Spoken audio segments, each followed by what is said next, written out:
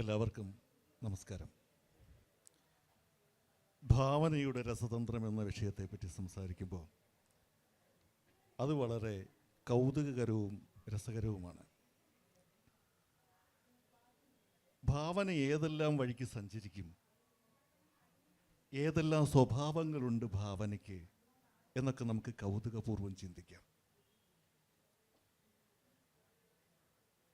മരണത്തെപ്പറ്റി G വേളി എന്ന സങ്കല്പത്തിൽ ഭാവന ചെയ്തിട്ടുണ്ട്. കൽപ്പനകൾ നിറഞ്ഞ ഭാവനാസങ്കല്പം.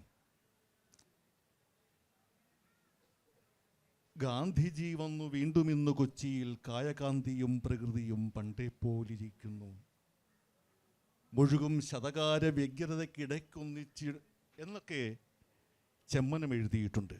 ഭാവനയുടെ റിയലിസ്റ്റിക് പദ്ധതിയിലൂടെയുള്ള മറ്റൊരു സഞ്ചാരം. ഭാവനയും യാഥാർത്ഥ്യവും എഴുത്തിൽ കൂടിക്കുഴയുന്നതിനെ പറ്റി പലപ്പോഴും എഴുത്തുകാർ സംസാരിക്കാറുണ്ട്. നമ്മുടെ വേദിയിൽ നിന്ന് എത്തിയിരിക്കുന്നത് കഥകൾ കൊണ്ട് നമ്മളെ ഒരുപാട് വിസ്മയപ്പെടുത്തിയിട്ടുള്ള Aymanam John sir, Rajeev Sivasankar sir, പ്രിയപ്പെട്ട സന്ധ്യാമേരി. എഴുത്തിൽ തൻ്റേതായ ഇടങ്ങൾ വായനക്കാരിൽ എത്തിച്ച പകൽഭരായ എഴുത്തുകാർ. ജോൺ സാറിനോട് തന്നെ ചോദിക്കുകയാണ്, സാറിൻ്റെ എഴുത്തിൽ ഭാവനയ്ക്കും യാഥാർത്ഥ്യത്തിനുമുള്ള ഇടവഴി എങ്ങനെയാണ്?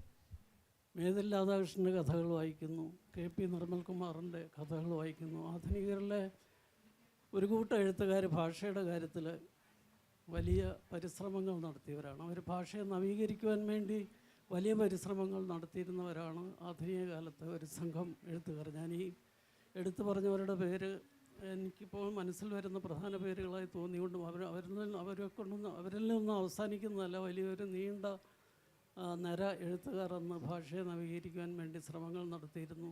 TR ഉണ്ട്, NS മാധവനുണ്ട്. അപ്പോൾ അവരുടെയൊക്കെ ഒരു എഴുത്തിൻ്റെ ഒരു ഏറ്റവും അതിൻ്റെ ഒരു ശോഭനമായിരുന്ന ഒരു കാലഘട്ടത്തിലാണ് ഞങ്ങളൊക്കെ എഴുത്തിലേക്ക് കടന്നു വരുന്നത്. അപ്പോൾ ഒരു പരിധിവരെ ആ വായനാനുഭവങ്ങൾ ഈ ഭാഷാപരമായിട്ടുള്ള എൻ്റെ ആ പ്രതിസന്ധി അതിജീവിക്കുന്നതിന്, അല്ലെങ്കിൽ ഒരു പുതിയ ഭാഷ കണ്ടെത്താനുള്ള എൻ്റെ ശ്രമത്തിന് വലിയ മോട്ടിവേഷനായിട്ട് പ്രവർത്തിച്ചിട്ടുണ്ട്. അങ്ങനെയുള്ള ഒരു പശ്ചാത്തലത്തിലാണ് ഭാവനയെപ്പറ്റി സംസാരിക്കാൻ ഇഷ്ടപ്പെടുന്നത്. അതിനുശേഷം കാലം ചെല്ലും തോറും ഭാവന മുരടിച്ച് പോകുന്നതായിട്ടുള്ളൊരു അനുഭവമാണ് എനിക്കുണ്ടായിട്ടുള്ളത്. ഒരുപക്ഷെ ഈ ഒരു പ്രായത്തിലെത്തുമ്പോൾ അത് കൂടുതൽ കൂടുതൽ മുരടിച്ചുകൊണ്ടിരിക്കുന്നു എന്നുള്ളതാണ് സ്വന്തം അനുഭവത്തിൽ നിന്ന് എനിക്ക് പറയുവാനുള്ളത്. ക്രിസ്മസ് മരത്തിൻ്റെ വേര് എന്ന കഥ എഴുതുമ്പം ഭാഷയുടെ നിറക്കൂട്ടുള്ള കഥകളായിരുന്നു. അതിനുശേഷം ലളിതമായ ഭാഷയിലേക്ക് ഭാവനയെ സംക്രമിപ്പിക്കുന്ന ഒരു വഴിയാണ് സാറിൻ്റെ എഴുത്തിൽ കണ്ടത്. സ്വപ്നങ്ങളുടെ നിറം മങ്ങുന്നതാണോ, ഭാവനയുടെ നിറം മങ്ങുന്നതാണോ എഴുത്തിലെ ഭാഷയുടെ നിറം മങ്ങലിന് കാരണം, അതോ മറ്റെന്തെങ്കിലും ആണോ? അല്ല, അതെനിക്ക് തോന്നുന്നത് ആ ഒരു കാലം, ആധുനികതയുടെ കാലം അത്രമാത്രം പ്രചോദനാത്മകമായിരുന്നു. അത് ഭാഷ, ഞാനിപ്പോൾ പറഞ്ഞ പോലെ തന്നെ ഒരു കൂട്ടം എഴുത്തുകാരുടെ ഒരു കൂട്ടായ ശ്രമത്തിൻ്റെ ഭാഗമായിട്ട് ഞാനും എഴുത്തിൽ ഭാഷ പുതുക്കുവാൻ വേണ്ടി നടത്തിയ ശ്രമങ്ങൾക്ക് ഒരു പിൽക്കാലം, നമ്മുടെ ചെറുകഥയുടെ ചരിത്രം നോക്കിക്കഴിഞ്ഞാൽ പിൽക്കാലത്ത് അത്തരം ശ്രമങ്ങൾ കുറഞ്ഞു പോവുകയും ഈ ഭാഷയെ നവീകരിക്കാനുള്ള ശ്രമങ്ങൾ ഒരുപക്ഷെ ആധുനികതയ്ക്ക് ശേഷം സൂക്ഷിച്ചു വരികയുമാണ് ചെയ്തിട്ടുള്ളത്. അപ്പോൾ അത് എൻ്റെ മനസ്സിൽ ഒരു അലംഭാവത്തിനിടയാക്കി. കാരണം സാഹിത്യം എന്ന് പറഞ്ഞു കഴിഞ്ഞാൽ നമ്മുടെ എഴുത്തിൻ്റെ അനുഭവം മാത്രമല്ല, വായനാനുഭവങ്ങളും തീവ്രമായിട്ട് നമ്മളെ സ്വാധീനിക്കുന്നുണ്ട്. അപ്പോൾ എന്തിനാണ് ഈ കഠിന ശ്രമങ്ങളൊക്കെ നടത്തുന്നത്? ഇപ്പോൾ എഴുതുന്ന എഴുത്തുകാരുടെ പോലത്തെ ഭാഷയിൽ എഴുതിയാൽ പോരെ എന്നുള്ളൊരു മനോഭാവം രൂപപ്പെടുകയും ഓരോ കാലത്തിൻ്റെ അഭിരുചി മാറുന്നതനുസരിച്ച് ഒരുപക്ഷെ അന്നത്തെ ഭാഷാശ്രമങ്ങൾ ഞാൻ ഇന്ന് നടത്തി കഴിഞ്ഞാൽ അത് ഇന്നത് വായനക്കാരൻ അന്ന് സ്വീകരിച്ചതുപോലെ സ്വീകരിക്കാൻ ഇടയാകുകയില്ല എന്നുള്ളൊരു തോന്നലും അതെല്ലാം കൂടെ ചേർന്നിട്ട് ഒരു ലാഘവ ബുദ്ധി മനസ്സിൽ രൂപപ്പെടുകയാണ് ഉണ്ടായത്. അതാണ് അതിൻ്റെ യഥാർത്ഥ വിശദീകരണം. ഓക്കെ, രാജീവ് സാറോട് ചോദിക്കുമ്പം ഭാവനയിൽ വ്യക്തമായ രണ്ട് തരം ഭാവന എനിക്ക് ഫീൽ ചെയ്തിട്ടുണ്ട്. ഒന്ന് ബോധപൂർവമായ ഭാവന, ഒന്ന് സർഗസഞ്ചാരത്തിനിടയിലെ കെട്ടഴിഞ്ഞ ഭാവന. ഈ കെട്ടഴിഞ്ഞ ഭാവനയിൽ ഭ്രാന്തിൻ്റെ അംശം കൂടുതലുണ്ടാവും. അതേസമയത്ത് യുക്തിപൂർവമുള്ള ബോധപൂർവമുള്ള ഭാവനയിൽ ബുദ്ധിയുടെ അംശം ഏറി നിൽക്കും എന്നെനിക്ക് തോന്നാറുണ്ട്. കുറ്റാന്വേഷണ കഥ എഴുതുന്ന ഒരു എഴുത്തുകാരനെ സംബന്ധിച്ചിടത്തോളം ഭ്രാന്തമായ ഭാവനയ്ക്ക് പരിമിതികളുണ്ട് എന്നെനിക്ക് തോന്നുന്നു. കാരണം ബുദ്ധിയുടെ വഴികളിലൂടെ ആ കഥ ഒരുപാട് മുന്നേറേണ്ടതുണ്ട്. പലപ്പോഴും യുക്തിയുടെയും ബുദ്ധിയുടെയും ഭാവനയുടെയും ഒപ്പം നിൽക്കുന്ന ഒരെഴുത്ത് സാറിൻ്റെ വഴികളിൽ, സാറിൻ്റെ എഴുത്തിൽ, ഭാഷയിൽ കണ്ടിട്ടുണ്ട്. അതിനെക്കുറിച്ചൊന്ന് പറയാം. നമസ്കാരം.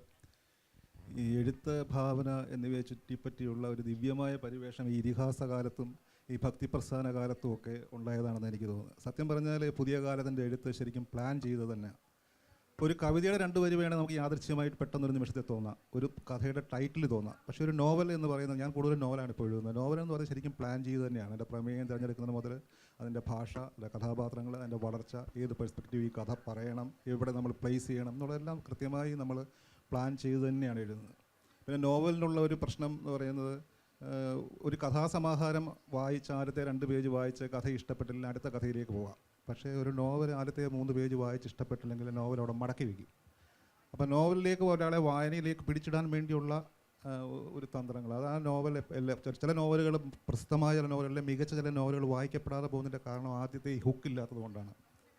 പിന്നെ ഈ പുരാണകാലത്ത് ഈ കവിരേവ പ്രജാപതി എന്ന് പറയുന്ന ഒരു ചൊല്ലുണ്ടല്ലോ, നമ്മൾ എഴുത്തുകാരൻ അവൻ്റെ ലോകത്ത് പ്രജാപതിയാണെന്ന് പറയും. നമുക്കൊരു ശത്രുക്കളെ തമ്മിൽ മിത്രമാക്കാം, 2 മിത്രങ്ങളെ ശത്രുക്കളാക്കാം, ഇല്ലാത്തതിനെ ഉണ്ടാക്കാം. അപ്പോൾ ഒരുപാട് സാധ്യതകൾ, നമ്മുടെ ജീവിതത്തിൽ പ്രാപ്യമല്ലാത്ത ഒരുപാട് കാര്യങ്ങൾ നമുക്ക് എഴുത്തിൻ്റെ ലോകത്ത് സാധിക്കും. അതാണ് ഒരുപക്ഷെ എഴുത്തിൻ്റെ ഭാവനയെ നമ്മളെ രസം പിടിപ്പിക്കുന്ന ഒരു സാധനമായിട്ട് തോന്നുന്നത്. ഞാൻ എഴുതി തുടങ്ങിയത് 2013 എൻ്റെ 45-ാം വയസ്സിലാണ് ആദ്യമായി സീരിയസ് ആയി നോവലിലേക്ക് വരുന്നത്. അന്ന് തമോവേദമായിരുന്നു ആദ്യത്തെ നോവലാണ്. തമോവേദം എൻ്റെ നാട്ടിലെ എനിക്കറിയാവുന്ന അനുഭവ പരിസരങ്ങളിലുള്ള കഥാപാത്രങ്ങളും കഥയും ഒക്കെ തന്നെയായിരുന്നു. രണ്ടാമത്തെ നോവൽ കൽപ്രമാണവും ആ നാട്ടിൽ തന്നെയുള്ള പാറമട ഇഷ്യൂ ആണ്. പിന്നീടുള്ള എല്ലാ നോവലുകളും ഒന്നീ പബ്ലിഷർ പറഞ്ഞിട്ട് എഴുതുന്നു, വിഷയം പറയുന്നു, അല്ലെങ്കിൽ ഞാൻ ചില വിഷയങ്ങളിലേക്ക് മനഃപൂർവ്വം മാറി മാറി സഞ്ചരിക്കുന്ന, ഒരേ നദിയിൽ 2 തവണ മുങ്ങണ്ട എന്ന് വിചാരിച്ച് നമ്മൾ മനഃപൂർവ്വം, ഈ കുറ്റാന്വേഷണ നോവൽ ഞാൻ 3 എഴുതിയിട്ടുള്ളൂ, മഹാഭാരതം ബേസ് ചെയ്ത് 3 എഴുതിയിട്ടുണ്ട്. ഇതെല്ലാം നമ്മൾ മനഃപൂർവ്വം വിഷയങ്ങൾ മാറി പഠിക്കുക ശ്രമിക്കുന്നത്. അത് ഈ ഭാവനയുടെ ഒരു സഞ്ചാരം എന്ന് പറയുന്നത്, നമ്മൾ പത്രപ്രവർത്തകനായതുകൊണ്ട് പുതിയ ചില ഏരിയകളെ പറ്റി അറിയാനുള്ള താല്പര്യം, അതിനുവേണ്ടി കുറേ പുസ്തകങ്ങൾ വായിക്കുക, അത് പിന്നീടുള്ള ചോദ്യങ്ങൾ ഞാൻ പറയാം. അത്തരം ചില കാര്യങ്ങളൂടെ നമ്മുടെ പുറകിലുണ്ട്. ഞാൻ പറഞ്ഞു വന്നത് ഭാവന മാത്രമല്ല, പുതിയ കാലത്തിൻ്റെ എല്ലാ എഴുത്തുകളും പ്ലാൻഡ് തന്നെയാണ്. പുതിയ കാലത്തിൻ്റെ എല്ലാ നോവലുകളും എല്ലാവർക്കും അങ്ങനെയാണോ എന്ന് അറിയത്തില്ല. പുതിയ കാലത്തിൻ്റെ എല്ലാവരും, ഞാൻ പഴയ ആളാണെങ്കിൽ, പ്രായം കൊണ്ട് പഴയ ആളാണെങ്കിൽ പുതിയ കാലത്തിൻ്റെ ചില കാര്യങ്ങൾ നിരീക്ഷിക്കുന്നതുകൊണ്ട് ഞാൻ അങ്ങനെ പറഞ്ഞു എന്നേ ഉള്ളൂ. Thank you. സന്ധ്യാമേരിയുടെ എഴുത്തിലേക്ക് കടന്നു വരുമ്പോൾ എനിക്ക് പലപ്പോഴും തോന്നിയിട്ടുണ്ട് ക്രമരാഹിത്യത്തിൻ്റെ ഒരു ഭംഗി. നമ്മുടെ ചിന്തകൾക്കൊരിക്കലും ഒരു ക്രമമുണ്ടെന്ന് എനിക്ക് തോന്നുന്നില്ല. ജീവിതവും അങ്ങനെ തന്നെയാണ്. ഒരു സംഭവത്തിന് ശേഷം കൃത്യമായി അതിൻ്റെ തുടർച്ച എന്ന നിലയിൽ ജീവിതത്തിൻ്റെ അടുത്ത ഘട്ടം എന്ന് പറയാനാവില്ല. എഴുത്തിൽ ഇത് ഏറ്റവും ഭംഗിയായി സന്ധ്യ കൈകാര്യം ചെയ്യുന്നുണ്ട്. നോവൽ തുടങ്ങുന്നത് തന്നെ റിയലിസ്റ്റിക് അല്ലാത്ത ഒരു ഘടനയിലാണ്. ഉറക്കത്തിൽ നിന്ന് എഴുന്നേറ്റപ്പോഴും ഞാൻ യാത്ര ചെയ്തുകൊണ്ടിരിക്കുകയായിരുന്നു എന്ന് പറയുന്ന ആ ഒരു കാൽപ്പനികമല്ലാത്ത ഭ്രമാത്മകമായ ചിത്രത്തോടു കൂടി ഈ ഒരു നൈരന്തര്യം ഇല്ലായ്മയെ, ഈ ക്രമരാഹിത്യത്തെ ഈ ഭാവനയുമായി കൂട്ടിയോജിപ്പിച്ചുകൊണ്ട് സന്ധ്യാമേരിക്ക് എന്താണ് പറയാനുള്ളത്? മരിയയിലെ ക്രമമില്ലായ്മ സത്യത്തിൽ അത് ആ ക്യാരക്ടർ ഡിമാൻഡ് ചെയ്യുന്ന ഒരു സംഗതിയാണ്.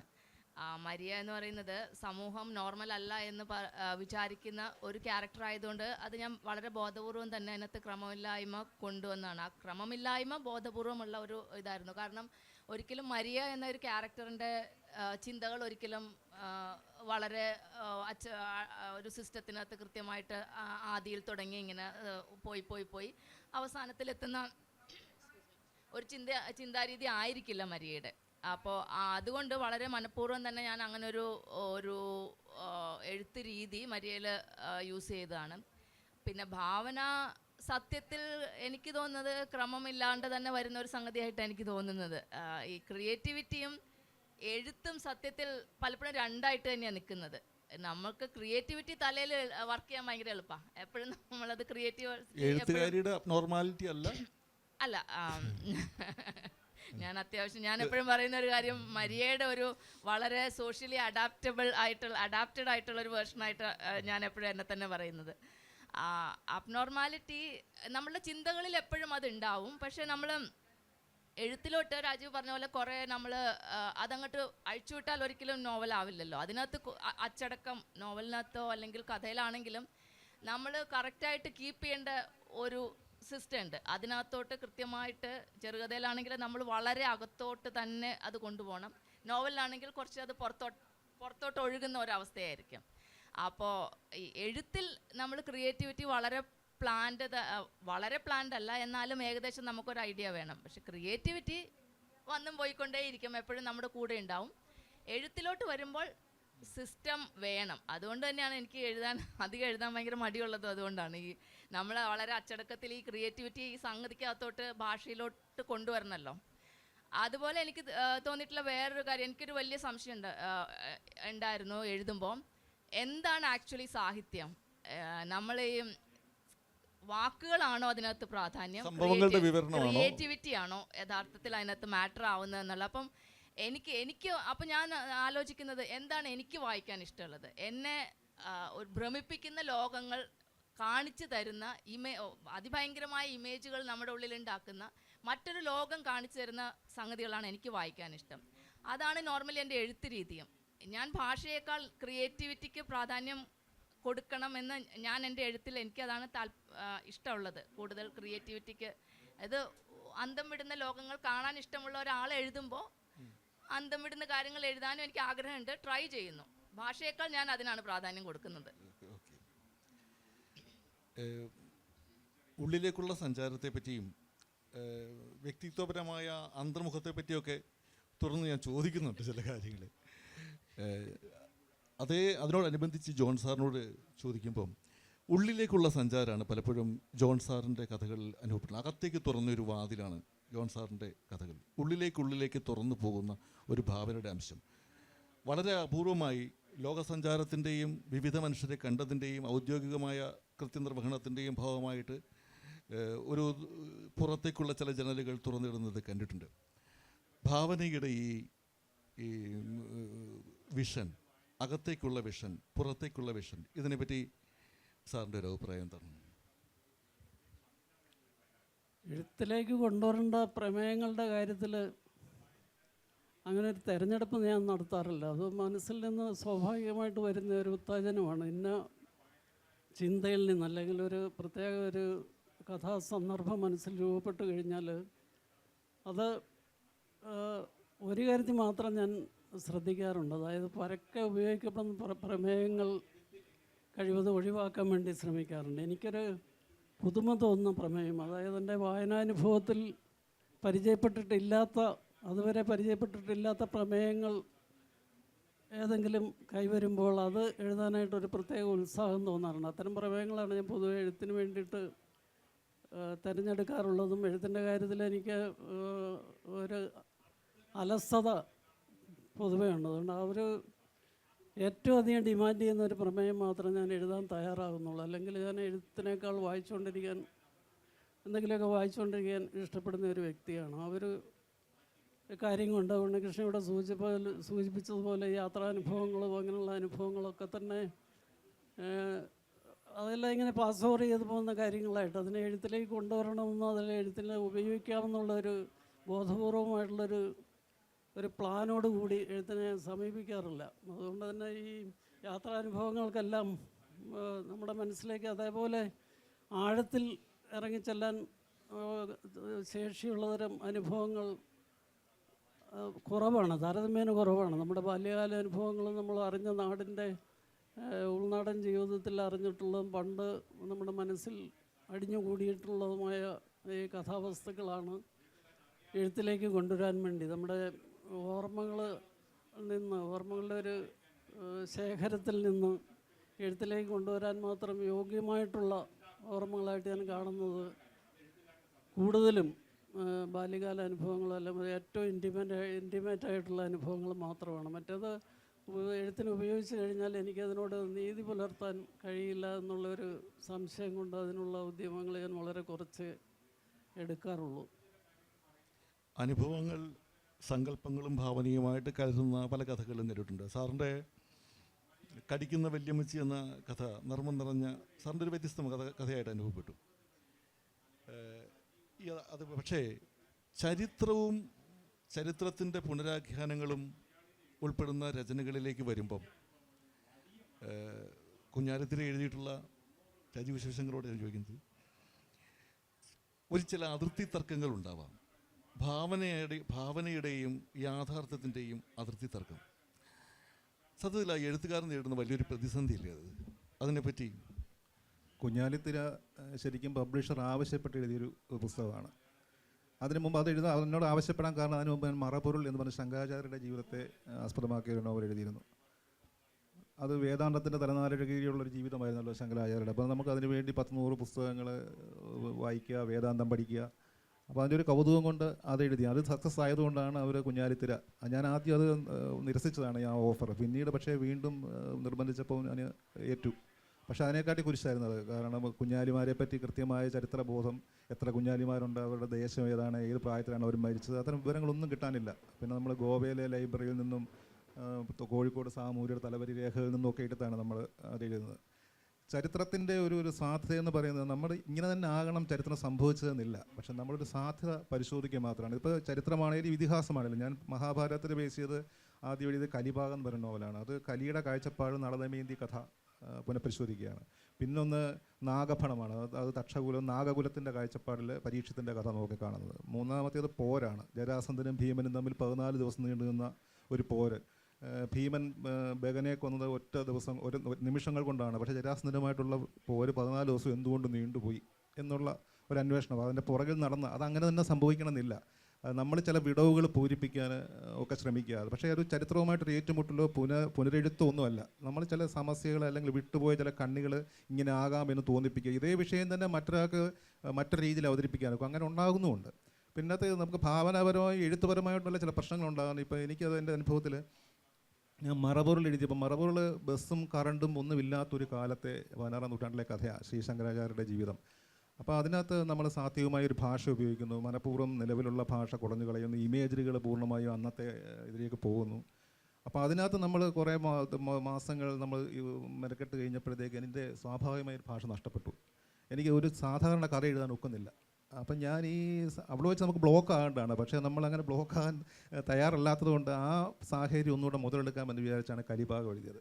അത് കഴിഞ്ഞ് പൂർണ്ണമായൊരു ബ്രേക്ക് എടുത്ത് 2-3 ചെറുകഥകളൊക്കെ എഴുതി അതിൻ്റെ നിലവിലുള്ള ഭാഷ മൊത്തം കുറഞ്ഞു കളഞ്ഞ് പൂർണ്ണമായും പുതിയൊരു ഭാഷ ഉണ്ടാക്കിയാണ് പെണ്ണരശ. എൻ്റെ വായനക്കാരിൽ കൂടുതൽ പേരും പെണ്ണരശിലെ ഭാഷയും ഇമേജുകളെയും വളരെയധികം പ്രകീർത്തിച്ച് എന്നോട് സംസാരിക്കാറുണ്ട്. അത് മനഃപൂർവ്വം ഇങ്ങനെ സംഭവിച്ചതാണ്. അതായത് നിലവിലുള്ള എല്ലാത്തിനെയും കുറഞ്ഞു കളഞ്ഞിട്ട് നമ്മൾ പുതിയൊരു സാധനം ഉണ്ടാക്കാൻ ശ്രമിക്കുന്നത്. ഇതെല്ലാം നമ്മുടെ ഇതൊക്കെ സംഭവിക്കുക എന്ന് പറഞ്ഞാൽ മനഃപൂർവ്വം ചെയ്യുന്നതല്ല, പക്ഷേ ഇത് നിലവിലുള്ള മറ്റൊന്ന് ഉണ്ടാക്കണം, അല്ലെങ്കിൽ പഴയതിൻ്റെ ഒരു പുനരാവർത്തനമായി പോകരുത് എന്നൊക്കെയുള്ള ചില ശാഠ്യങ്ങൾ. പിന്നെ ഈ സാറ് പറഞ്ഞ പോലെ അനുഭവങ്ങൾ, അത് അതിൻ്റെ കൂടെ തുടർച്ച പറയുകയാണ്.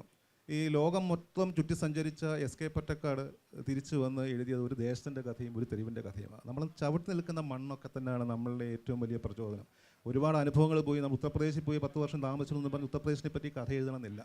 നമ്മുടെ മനസ്സിൽ കൊണ്ട് കിടക്കുന്ന ചില സാധനങ്ങൾ, ഞാൻ മുമ്പ് പറഞ്ഞ എഴുത്തിനകത്ത് സംഭവിക്കുന്ന ചില കാര്യങ്ങൾ അത് തന്നെയാണ്. നമ്മൾ എഴുതിക്കൊണ്ടിരിക്കുന്ന സമയത്ത് എഴുത്തിൻ്റെ മാജിക് എന്ന് പറയുന്നതാണ്. നമ്മൾ വിചാരിച്ചിരിക്കാത്ത ചില കഥാപാത്രങ്ങൾ കയറി വരും, അല്ലെങ്കിൽ വിചാരിക്കാത്തൊരു ട്വിസ്റ്റ് ഉണ്ടാവും.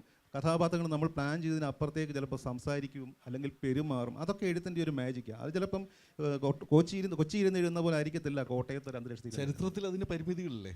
ചരിത്രത്തിൽ പരിമിതികളുണ്ട്, പക്ഷേ ചരിത്രം അങ്ങനെയാണ് സംഭവിച്ചതെന്ന് നമ്മൾ വ്യാഖ്യാനിക്കുകയാണല്ലോ. അത് ഇങ്ങനെയാണെന്ന് ആരും എഴുതി വെച്ചിട്ടില്ലല്ലോ. കുഞ്ഞാലിമാരക്കാർ എങ്ങനെയാണ് വന്നത്? അതായത് വിദേശികളുടെ കത്തുകളിലും രേഖകളിലും എല്ലാം കുഞ്ഞാലിമാരെ പൈറേറ്റുകളെന്നാണ്, കടൽ കൊള്ളക്കാരെന്നാണ് വിളിക്കുന്നത്. പക്ഷേ നമ്മളെ സംബന്ധിച്ചോളം ഇതിഹാസ തുല്യമാണ് കഥാപാത്രം. അപ്പം നമ്മളതിനെ പൂർണ്ണമായും പഴയ പരിവേഷം കളഞ്ഞ് പുതിയൊരെണ്ണം ഉണ്ടാക്കിയെടുക്കുക. അതിനകത്ത് നമുക്ക് സ്വാതന്ത്ര്യമുണ്ട്. പക്ഷേ ചരിത്രം നമ്മൾ അങ്ങനെ അല്ലാതെ തിരിച്ച് പൂർണ്ണമായിട്ടും തികച്ചും വ്യത്യസ്തമായ ഒരു സാധനം എഴുതി പിടിപ്പിക്കുന്നില്ല. ഇന്ത്യൻ ഇംഗ്ലീഷിൽ അങ്ങനെ പല ആൾക്കാരും ഇപ്പം മഹാഭാരതത്തെ അങ്ങനെ പുനരാഖ്യാനം ചെയ്യാറുണ്ട്. അത് അവിടെ സക്സസ് ആകുന്നുണ്ട്. പക്ഷേ ഞാൻ അത്ര ഒരു ശ്രമം നടത്താറില്ല. എഴുത്തിൽ അധ്വാനപൂർവ്വം മുന്നേറുന്ന, എഴുത്തിൻ്റെ ബ്ലോക്കുകളെ അതിലംഘിക്കാൻ ശക്തമായി ശ്രമിക്കുന്ന ഒരു എഴുത്തുകാരൻ്റെ വാക്കുകളാണ് ഇപ്പോൾ കേട്ടത്. അതേ സമയത്ത് എങ്ങനെ എഴുതാതിരിക്കാം ഏറ്റവും സമർത്ഥമായി എന്ന് ചിന്തിക്കുന്ന ഒരു എഴുത്തുകാരിയാണ് നമ്മുടെ മുമ്പിലുള്ളത്. ആ എഴുത്തുകാരിയുടെ രചനകളിലാകട്ടെ ഭാവനയും ഉന്മാദവും തമ്മിലുള്ള ഒരു അവിശുദ്ധ ബന്ധം പലപ്പോഴും കണ്ടുവരുന്നുമുണ്ട്. ആ ബന്ധത്തെപ്പറ്റി ഒന്ന് പരസ്യപ്പെടുത്താവോ? ഈ ആദ്യം പറഞ്ഞതിന് ഞാൻ മറുപടി പറയാം. എങ്ങനെ എഴുതാതിരിക്കാമെന്നുള്ളത് എനിക്ക് അത്രയ്ക്ക് എഴുതണം എന്ന് അങ്ങനെ തോന്നാറില്ല, ഉള്ള സത്യം പറഞ്ഞിട്ടുണ്ടെങ്കിൽ. അങ്ങനെ ഞാൻ വേറെ കുറേ ഒത്തിരി കാര്യങ്ങളൊക്കെ എനിക്ക് ഇഷ്ടമുള്ള കാര്യങ്ങൾ കുറേ ഉണ്ട്. ഒന്ന്, എനിക്ക് ഭക്ഷണം ഉണ്ടാക്കാൻ ഭയങ്കര ഇഷ്ടമാണ്. ഭക്ഷണം കഴിക്കാൻ അതിനേക്കാളും ഇഷ്ടമാണ്. പിന്നെ എനിക്ക് എൻ്റെ വീട്ടിലെ പട്ടി പൂച്ച ഇവരോട് കളിക്കാൻ ഇഷ്ടമാണ്. പിന്നെ ഏതെങ്കിലുമൊക്കെ നാട്ടിൽ കൂടെ തെണ്ടി തിരിഞ്ഞ് നടക്കാൻ ഇഷ്ടമാണ്. അതിപ്പം എന്നും പോണ സ്ഥലമാവാം, അതല്ലെങ്കിൽ ഇപ്പോൾ ഏതെങ്കിലും ഉൾനാടൻ ഗ്രാമങ്ങളിൽ കൂടെയൊക്കെ ഒറ്റയ്ക്ക് ഇപ്പോൾ നോർത്ത് ഇന്ത്യൻ ഗ്രാമങ്ങളാവാം. അങ്ങനെയൊക്കെ ഒത്തിരി കാര്യങ്ങൾക്ക് വേണ്ടി എനിക്ക് വേറെ ഒത്തിരി ഇഷ്ടമുള്ളതുണ്ട്. അപ്പോൾ അതൊക്കെ കഴിഞ്ഞിട്ടേ ഞാൻ അത് കഴിഞ്ഞുള്ള സന്തോഷമേ എനിക്ക് കിട്ടുന്നുള്ളൂ. അതിനേക്കാൾ സന്തോഷം കിട്ടുന്ന സമയങ്ങളിൽ മാത്രമേ എനിക്ക് തരുന്ന സമയങ്ങളിൽ മാത്രമേ ഞാൻ എഴുതാറുള്ളൂ. അതുകൊണ്ടാണ് എൻ്റെ എഴുത്ത് ഇത്രയും കാലമായിട്ടും ഇങ്ങനെ ഇവിടെ വരെ എത്തിയിട്ടുള്ളൂ. അതുകൊണ്ട് പിന്നെ ഉന്മാദം, ഭാവന എന്ന് പറയുന്നത് സത്യത്തിൽ ഇത് രണ്ടും തലയുടെ ഒരു രാസപ്രവർത്തനം തന്നെയാണല്ലോ. ഒന്ന് കൈവിട്ടാൽ അപ്പുറത്തോട്ട് ഇപ്പം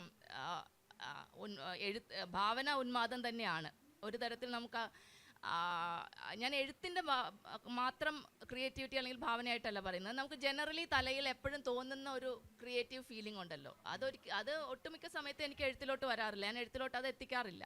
പക്ഷെ നമ്മുടെ തലയ്ക്കകത്ത് അതിങ്ങനെ അത് ഭയങ്കരമായിട്ട് ഇങ്ങനെ പെരുവരുപ്പ് ഇങ്ങനെ തന്നുകൊണ്ടിരിക്കും. ഈ ഭ്രാന്ത് കലയായി മാറുന്ന ആ രാസപ്രവർത്തനത്തെ പറ്റിയും കൂടെ പറയാം.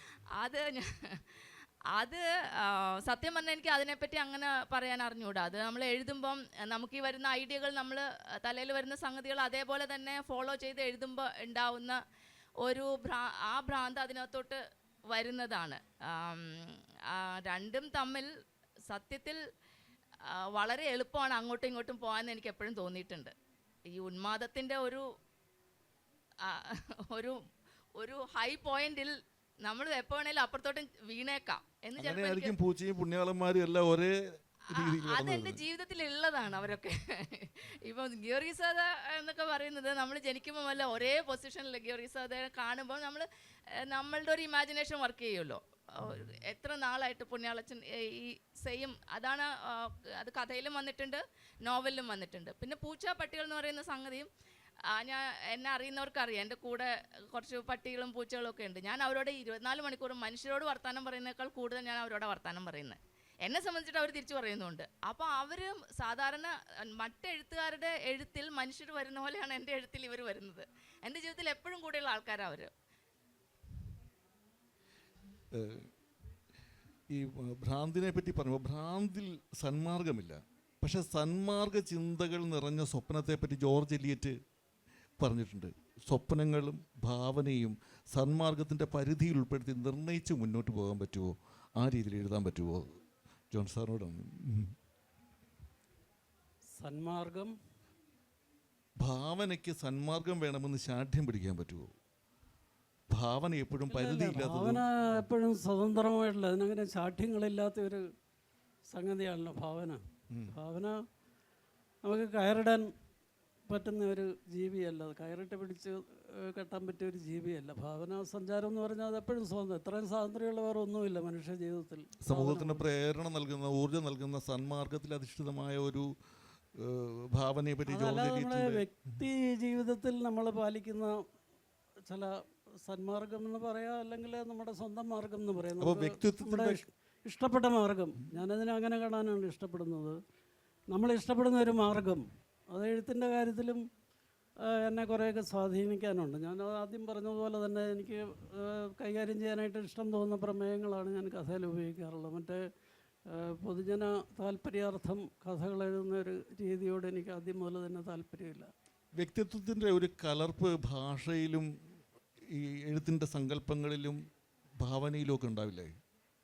സ്വാഭാവികമായിട്ട് വരുന്നത്. അതിനൊരു നമ്മൾ സ്വയം അതിനൊരു നിയന്ത്രണം ഏർപ്പെടുത്തി അതിനെയൊക്കെ മാറ്റി നിർത്തിയാൽ എഴുത്തെന്ന് പറയുന്ന സംഗതി അതൊരു ജെന്റിൽമാൻ്റെ പോകും. അതായത് ഒരു ജെന്റിൽമാൻ്റെ എഴുത്ത് ജെന്റിൽമാനസം നിറഞ്ഞ ഒരു എഴുത്തായി മാറുകയും അങ്ങനെയാണോ ഉദ്ദേശിച്ചത്? അത് വായനക്കാരൻ്റെ ഭാഗത്തു നിന്ന് നോക്കുമ്പോഴുള്ള ഒരു കാഴ്ചപ്പാടായിട്ട് എനിക്ക് കാണാൻ പറ്റില്ല. എന്നെ സംബന്ധിച്ച് എനിക്ക് എഴുതാൻ തോന്നുന്നു ഞാൻ എഴുതുന്നു, എഴുതാൻ ഇഷ്ടമില്ലാത്ത ഞാൻ ഉപേക്ഷിക്കുന്നു. വായനക്കാരൻ അതിനെ പല രീതിയിൽ വ്യാഖ്യാനിക്കാം. ജെന്റിൽമാൻ എഴുതുന്നു, ഭ്രാന്ത് എഴുതുന്നു. ഇപ്പം എൻ്റെ സന്ധ്യാമേരിയോട് പറഞ്ഞു, ഞാനിന്ന് ബാക്കി പറഞ്ഞോട്ടെ. ഇത് ഓഷോ പറയാറുണ്ട്, ഒരു മനുഷ്യൻ്റെ മനസ്സ് പെൻഡുലം പോലെയാണ്. എത്രയും ലെഫ്റ്റിലേക്ക് പോകുന്നു അത്രയും റൈറ്റിലേക്കും പോകാം.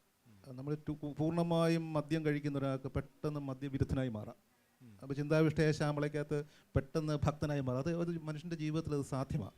അപ്പം ഞാൻ ഇത് പറയാൻ കാരണം, ഇപ്പോൾ തമോവേർ എന്ന് പറയുന്ന എൻ്റെ നോവൽ ലോകത്തെ ഏറ്റവും വൃത്തികെട്ട വിശ്വനാഥൻ എന്ന് പറഞ്ഞൊരു കഥാപാത്രത്തെ പറ്റിയാണ്. നമ്മൾ ഞാൻ തന്നെയാണ് ജീവിതത്തിൽ ഏറ്റവും സാധ്യവുമായി കണ്ട ശങ്കരാചാര്യരെ പറ്റി എഴുത്തുകാരനായ ഞാൻ അത്ര വൃത്തികെട്ടവനല്ല. അല്ല, ഞാൻ പറഞ്ഞ അങ്ങനത്തെ സാധ്യമാണ്. ഈ സന്മാർഗത്തെ പറ്റി ചോദിച്ചുകൊണ്ട് ഞാൻ പറഞ്ഞത്, എഴുത്തിനകത്ത് അത്തരം സന്മാർഗങ്ങൾക്കും മൂല്യങ്ങൾക്കും ഒന്നും സ്ഥാനമില്ല. എഴുത്ത് മറ്റൊരു പ്രവർത്തനമാണല്ലോ.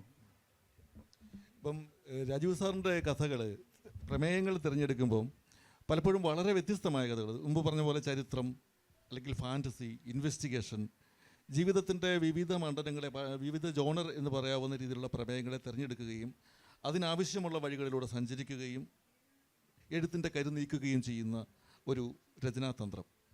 ഈ വ്യത്യസ്തമായ രചനാതന്ത്രങ്ങളിലേക്ക്, വ്യത്യസ്തമായ വഴികളിലേക്ക് നീങ്ങുമ്പോൾ എഴുത്തുകാരൻ എന്ന നിലയിലുള്ള സ്വന്തം സർഗാത്മക വ്യക്തിത്വത്തെ എങ്ങനെ അത് ബാധിക്കുന്നു, എങ്ങനെ അതിനെ മറികടന്ന് വ്യത്യസ്തമായ എഴുത്ത് സാധ്യമാകുന്നു? എന്നെ നോവൽ ഫാക്ടറി എന്ന് പോസിറ്റീവായിട്ടും നെഗറ്റീവായിട്ടും വിളിക്കുന്ന ആൾക്കാരുണ്ട്. അത് ഒരു വിധത്തിൽ സത്യമാണ്. ഞാൻ 45-ാം വയസ്സിൽ എഴുതി തുടങ്ങി. 12 വർഷത്തിനുള്ളിൽ 28 പുസ്തകങ്ങളായി. അതിനകത്ത് 22 നോവലുകളാണ്.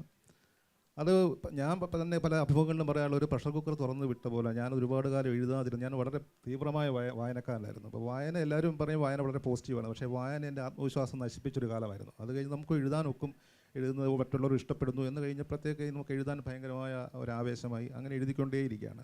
പിന്നെ ഈ എഴുത്തിൻ്റെ ഒരു സ്പീഡ് എന്ന് പറയുന്നത് അത് പത്രപ്രവർത്തകനായതുകൊണ്ട് കൂടെ കിട്ടിയതാണെന്ന് എനിക്കാണ് തോന്നിയത്. നമ്മൾ ഈ ഡെഡ് ലൈനിൽ നിന്ന് വർക്ക് ചെയ്ത് ശീലിച്ചു ആളാണ്. ഇപ്പോൾ 10 വർഷം കൊണ്ടൊരു നോവൽ എഴുതി എന്നതുകൊണ്ട് അത് മികച്ചതാവുകയോ 1 മാസം കൊണ്ട് എഴുതുന്നതുകൊണ്ട് മോശമാവുകയോ ചെയ്യുന്നില്ല. അത് നമ്മൾ അതിൻ്റെ ആവശ്യം അനുസരിച്ച്, ഇപ്പോൾ മലയാളത്തിലെ ഏറ്റവും മികച്ച പല കൃതികളും മനോരമ ഓണപ്പതിപ്പിലേക്ക് ആവശ്യപ്പെട്ടപ്പോൾ, അല്ലെങ്കിൽ മാർഭൂമി ഓണപ്പതിപ്പിലേക്ക് ആവശ്യപ്പെട്ടപ്പോൾ പെട്ടെന്ന് സർഗാത്മകത ഉണ്ടായി എഴുതിയതാണ് പല പ്രസിദ്ധമായ പല കൃതികളും. അത് ആ പത്രാധിപരുടെ ഒരു മിടുക്കൂടിയാണ് ഇവരെ കൊണ്ട് ഞെക്കി പഴിപ്പിച്ച് ഇങ്ങനെ ഒരു സാധനം എഴുതി വാങ്ങുന്നത്.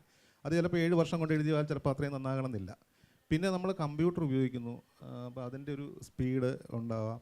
പിന്നെ എനിക്ക് എന്നെ സമയത്തോളം എനിക്കൊരു ഏത് സ്ഥലത്തിരുന്ന് എഴുതാൻ നോക്കും, അത് ഒരാൾക്കൂട്ടം ഒറ്റയ്ക്ക് വേണം, അതൊക്കെ നമ്മളെ പത്രപ്രവർത്തനം പഠിപ്പിച്ച ചില പാഠങ്ങളാണ്. അത് ചിലപ്പം മറ്റൊരു എഴുത്തുകാരൻ ആ രീതിയിലായിരിക്കണമെന്നില്ല, ഒറ്റയ്ക്ക് പോയി താമസിക്കുകയും ഏകാന്ത ജീവിതം വേണമെന്നും ഒക്കെ വിചാരിക്കുമായിരിക്കും.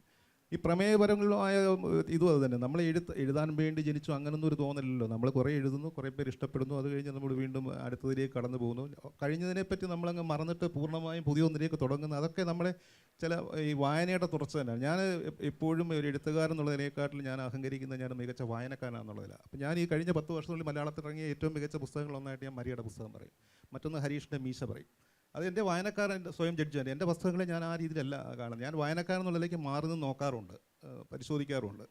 പക്ഷേ പല എഴുത്തുകാരും ഇപ്പോൾ അവനിലേക്ക് ചുരുങ്ങിക്കൊണ്ടിരിക്കുന്ന ഒരു കാലമാണ്. മറ്റേ അങ്ങനെ പ്രസ്ഥാനൻ്റെ കവിതയ്ക്കകത്ത് കുറേ ഏറ്റവും ഇഷ്ടം ആരെയാണ് എന്ന് ചോദിച്ചാൽ ഞാൻ അത് കഴിഞ്ഞു, അത് കഴിയുന്നില്ലല്ലോ എന്ന് പറയുന്ന പോലെയാണ്. പക്ഷേ നമ്മൾ ജോൺ സാർ അതുപോലെ തന്നെ എൻ്റെ ഒരു പുസ്തകം ഇറങ്ങിക്കഴിഞ്ഞാൽ ആദ്യം എന്നെ വിളിക്കുകയും സംസാരിക്കുകയും ചെയ്ത ഒരാളാണ് ജോൺ സാർ. അതുപോലെ P.F. മാത്യൂസ്, അങ്ങനെ കുറേ നല്ല പഴയ ജോണറിലുള്ള ആൾക്കാരൊക്കെ ഇപ്പോഴും ഉണ്ട്. ഞാൻ പറഞ്ഞ ഈ സന്മാർഗ എഴുത്തിൻ്റെ ഭാവന, ഇതിനൊക്കെ അപ്പുറത്ത് എല്ലാവരും മനുഷ്യരും കൂടിയാണല്ലോ. നമ്മളെല്ലാം നല്ല വായനക്കാരാണ്, നമ്മൾ നല്ല വായന വേണമെന്ന് ആഗ്രഹിക്കുന്നതാണ്. ഇപ്പോൾ ഇത്തരം പ്രോഗ്രാമുകളൊക്കെ വിജയിക്കണമെന്നും ഒക്കെ ആഗ്രഹിക്കുന്നതാണ്. പക്ഷേ അതിൻ്റെയൊക്കെ ഉള്ളിൽ നമ്മളുടെ ഉള്ളിലെ ഒരു എഴുത്തിനോടും വായനയോടും അക്ഷരങ്ങളോടും ഒക്കെ ഉള്ളൊരു സ്നേഹമാണ്. മറിയൊന്നും സന്ധ്യയൊന്നും അധികം എഴുതണ്ട, ഇങ്ങനെ വല്ലപ്പോഴും ഒക്കെ എഴുതിയാൽ മതി. നോവൽ ഫാക്ടറി ആണെന്നില്ല എനിക്ക്, പക്ഷേ ഇതേ ഒക്കത്തുള്ളൂ. അപ്പോൾ ഞാൻ എഴുതിക്കൊണ്ടേയിരിക്കും. എൻ്റെ അടുത്ത നോവൽ ഇപ്പോൾ കഴിഞ്ഞു, പക്ഷേ എനിക്ക് ഇതെപ്പോഴും ആകണമെന്നില്ല. ഞാൻ എഴുതുന്നതിൻ്റെ 50 ഇരട്ടിയുണ്ട് തമിഴ് ജയമോഹൻ എഴുതുന്നത്. മഹാഭാരതമൊക്കെ ദിവസം 10,000 വാക്കുകളാണ്. പക്ഷേ അത് മികച്ച കൃതികളാണ്. പക്ഷേ ഞാൻ പുള്ളിയോട് സംസാരിച്ചിട്ടുണ്ട് ഇതിനെപ്പറ്റി. പുള്ളി പറഞ്ഞ് എല്ലാ കാലത്തും ഇങ്ങനെ എഴുതാൻ ഒക്കണമെന്നില്ല, ഒക്കുമ്പോൾ അത് എഴുതിക്കൊണ്ടിരിക്കുക. പുള്ളി എൻ്റെ ഉദാഹരണം പറയാനുള്ളത്, നമ്മൾ എഴുതിക്കൊണ്ടിരുന്നു, രാത്രി 1:30 ഇനി നിർത്തിയേക്കാം എന്ന് വിചാരിക്കരുത്. ആ എഴുത്ത് എപ്പോൾ വരെ പോകുന്നു അവിടെ വരെ പോകണം എന്നുള്ളതാണ് പുള്ളി പറയുന്നത്. അത് പുള്ളി അങ്ങനെ ചെയ്യുന്നുണ്ട്. പുള്ളി പിന്നെ രജനീകാന്തിൻ്റെ ഹിറ്റ് സിനിമയ്ക്കും തിരക്കഥ എഴുതും. പുള്ളി പറയാറുണ്ട്, പുള്ളി ഒറ്റ ആഴ്ച കൊണ്ടാണ് യന്ത്രനൊക്കെ എഴുതുന്നത്. പക്ഷേ ഒറ്റ ആഴ്ച കൊണ്ട് എഴുതിയ തിരക്കഥയ്ക്ക് വിലയില്ല. അത് കാരണം പുള്ളി 3 മാസം അവിടെ താമസിച്ചത്, ബാക്കിയുള്ള സമയമുള്ള പുള്ളി നോവലും കഥ എഴുതും. അല്ല, അങ്ങനെ എഴുതാൻ അത് എപ്പോഴും ഒക്കണം എന്നില്ല, പക്ഷേ ചിലപ്പോൾ സാധ്യമാണ്. ഡിമാൻഡ് കൂട്ടുവാൻ വളരെ പരിമിതമായിട്ട് എഴുതുകയും വളരെ ഏറ്റവും കുറച്ച് എഴുതാൻ ശ്രമിക്കുന്ന സന്ധ്യാമേരി ദാക്ഷിണ്യമില്ലാത്ത നർമ്മം ഉപയോഗിക്കാറുണ്ട്. സ്ത്രീവിരുദ്ധമായിട്ട് പറഞ്ഞാൽ നർമ്മം നിറഞ്ഞ സ്ത്രീകളെ വളരെ റെയറായിട്ട് കാണാറുണ്ട്, കണ്ടുമുട്ടാറുള്ളൂ. ഞാൻ ഇതിൻ്റെ ഒരു അംബാസിഡറായിട്ട് ഈ ചോദ്യത്തിന് ഉത്തരം പറയലാണ് കഴിഞ്ഞ കുറേ വർഷമായിട്ട് എൻ്റെ പ്രധാന ജോലി തന്നെ. അത് എനിക്ക് തോന്നുന്നത് എൻ്റെ ജനറേഷൻ കഴിഞ്ഞുള്ള ഇപ്പോഴത്തെ ഞാൻ മുതലോ അല്ലെങ്കിൽ എനിക്ക് ശേഷമുള്ള ജനറേഷനിലോ ഈ പറഞ്ഞത് ഒട്ടും ആപ്ലിക്കബിൾ അല്ല. 2 ജനറേഷൻ ഒരു കാലത്ത് ആപ്ലിക്കബിൾ അല്ല. അതിൻ്റെ കാര്യം ഞാൻ പറയാം. ഒന്ന്, ഇപ്പോൾ ഇഷ്ടംപോലെ കുട്ടികളുണ്ട് അന്തം വിട്ട് തമാശ പറയുന്ന കുട്ടികളല്ല ഞാൻ ഈ പറഞ്ഞ. പക്ഷെ അതിന് മുമ്പും നിങ്ങൾ ആണുങ്ങൾ കേൾക്കാത്തോണ്ടായിരിക്കും ഒരുപക്ഷെ അവരുടെ തമാശകൾ. അതല്ല, നിങ്ങൾ കേൾക്കുന്നില്ല എന്നുള്ളതാണ് അതിന്റെ പ്രശ്നം. കാരണം ഈ എവിടാണ് നോർമലി തമാശയൊക്കെ നടക്കുന്നത്? ഒരാൾക്കൂട്ടത്തിൽ വെടിവെട്ടം എന്നൊക്കെ പണ്ട് കാലം പോലെ നമ്മൾ പറയുന്ന സ്ഥലത്ത് അവിടെ ഏത് സ്ത്രീയാണ് ഇത്രയും കാലത്ത് ഉണ്ടായിരുന്നത്? അതാണ് പ്രശ്നം. എനിക്കറിയാം അടുക്കളപ്പുറത്തും ഒക്കെ അന്തം വിട്ട തമാശ പറയുന്ന ഇഷ്ടംപോലെ സ്ത്രീകളുണ്ട്. പക്ഷെ ഈ ആണുങ്ങൾ കേൾക്കുന്നതാണല്ലോ തമാശ, അതാണല്ലോ തമാശയായിട്ട് അംഗീകരിക്കത്തുള്ളൂ. അതാണ് അവിടുത്തെ പ്രശ്നം. എല്ലാ കാലത്ത് എനിക്കറിയാം എൻ്റെ മമ്മയൊക്കെ നല്ല അന്തം വിട്ട തമാശ പറയുന്ന ആൾക്കാരാ, എന്നേക്കാൾ ഹ്യൂമർ സെൻസ് ഉള്ള ആളാ. പക്ഷെ മമ്മയെ തമാശക്കാരത്തിയായിട്ട് ആരും കണക്കാക്കുന്നില്ല. അല്ലെങ്കിൽ അത് എഴുതാത്ത ഇഷ്ടം പോലെ ആണുങ്ങളെയും തമാശയുള്ള ആളുകളായിട്ട് കണക്കാക്കുന്നുണ്ട്. അത് ഇതുകൊണ്ടാണ് സ്ത്രീകള് ഈ പൊതു ഇടങ്ങളിലോട്ട് ഇപ്പൊ പോലും എത്ര സ്ത്രീകളുണ്ട്? ഒരു കവലയിൽ നിങ്ങൾക്ക് ഒരു നാട്ടുമ്പുറത്തെ കവലയിൽ എത്ര സ്ത്രീകളെ കാണാൻ പറ്റും? ആദ്യം അവരവിടെ വരണം തമാശ പറയാനായിട്ട്. അപ്പൊ അത് സ്ത്രീകൾക്കും ജനറ്റിക്കലി തന്നെ ഉള്ള ഒരു സംഗതിയാണ്. ദാറ്റ് പൊതു ഇടങ്ങൾ ആണുങ്ങൾക്കുള്ളതാണെന്ന് നമ്മൾ നൂറ്റാണ്ടുകളായിട്ടുള്ള പൊതുവിചാരമാണത്. അത് സ്ത്രീകൾക്ക് മാറി മാറി വന്നുകൊണ്ടിരിക്കുമ്പോൾ ഇപ്പൊ തന്നെ നമുക്കറിയാം ഇഷ്ടംപോലെ പൊതുസ്ഥലങ്ങളിൽ തമാശ പറയുന്ന സ്ത്രീകളുണ്ട്. അതിന് മുന്നത്തെ ആളുകളും തമാശ പറയുന്നു, പക്ഷെ ആരും അത് കേട്ടിട്ടില്ല. പിന്നെ വേറൊരു കാര്യമായിട്ട് എനിക്ക് തോന്നുന്നത്, ഈ സ്ത്രീകൾ വളരെ കംഫർട്ടബിൾ ആയിട്ടുള്ള സ്ഥലത്തെ തമാശയൊക്കെ പറയത്തുള്ളൂ. ഈ ആണുങ്ങളുടെ തമാശയും പെണ്ണുങ്ങളുടെ തമാശയും ഭയങ്കര വ്യത്യാസമുണ്ട്. ആണുങ്ങൾ തമാശ പറയാം എന്ന് പറഞ്ഞിട്ട് ആണ് തമാശ പറയുന്നത്. അവരുടെ തമാശ ആകെ 10 കഥയുണ്ടാവും. എല്ലായിടത്തും ഈ 10 കഥയായിരിക്കും മിക്കവാറും ആണുങ്ങൾ പറയുക. പക്ഷെ സ്ത്രീകൾ കോൺഷ്യസ് ആയിട്ടല്ല അവർ തമാശ പറയുന്നത്. അവരുടെ പറഞ്ഞു പോക്കിൽ തമാശകൾ ഉണ്ടാവും. അത് നമുക്ക് മനസ്സിലാക്കാൻ പറ്റണം. പ്രസവിക്കാനുള്ള ശേഷി എന്നപോലെ സർഗാത്മകത ഉൽപ്പാദിപ്പിക്കാൻ സ്ത്രീകൾക്കാണ് കൂടുതൽ. ഉറപ്പായിട്ടും അത് മനസ്സിലാക്കാൻ പറ്റണം അവരുടെ തമാശ. നമ്മൾ ഒരിക്കലും അടുക്കള വട്ടത്തോട്ട് എത്ര ആണുങ്ങൾ ശ്രദ്ധിച്ചിട്ടുണ്ട്? ആണുങ്ങളാണല്ലോ എപ്പോഴും പറയുന്നത് സ്ത്രീകൾക്ക് തമാശയില്ല എന്ന്. നിങ്ങൾ ശ്രദ്ധിച്ചിട്ടുണ്ടോ? നിങ്ങളുടെ വീട്ടിലെ സ്ത്രീകൾ പറയുന്ന തമാശകൾ നിങ്ങൾ ശ്രദ്ധിച്ചിട്ടുണ്ടോ? എനിക്കറിയാം, ഞാൻ അവരുടെയൊക്കെ വല്യമ്മമാരുടെ ഇടയിൽ ഇങ്ങനെ ചെറുപ്പം മുതലേ ഞാൻ ആ കൂട്ടത്തിൽ ഇങ്ങനെ വളർന്നിട്ടുണ്ട്. അവർ തമാശ പറയും, നിങ്ങൾ ശ്രദ്ധിക്കൂ. സമയം വളരെ പരിമിതമാണ്. നമ്മുടെ അതിഥികളോട് അവരുടെ സർഗപരമായ കാര്യങ്ങളെക്കുറിച്ച് ചർച്ച ചെയ്യുന്ന വിഷയത്തെക്കുറിച്ച് ചോദ്യങ്ങൾ ചോദിക്കുവാൻ താല്പര്യമുള്ളവർക്ക് ആവാം.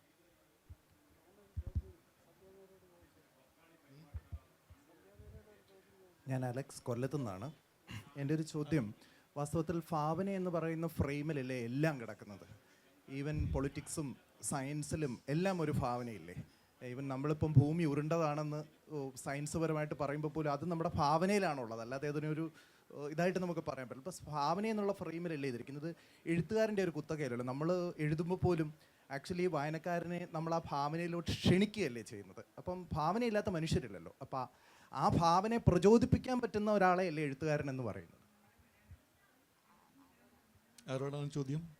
ആർക്കാണെങ്കിലും മറുപടി, നിങ്ങൾക്ക് മൂന്നുപേരുടെയും മറുപടി കേൾക്കാൻ ഞാൻ ആഗ്രഹിക്കുന്നുണ്ട്. ഇത് പറഞ്ഞത് ശരിയാണ്, അതൊരു സത്യം തന്നെയാണ്.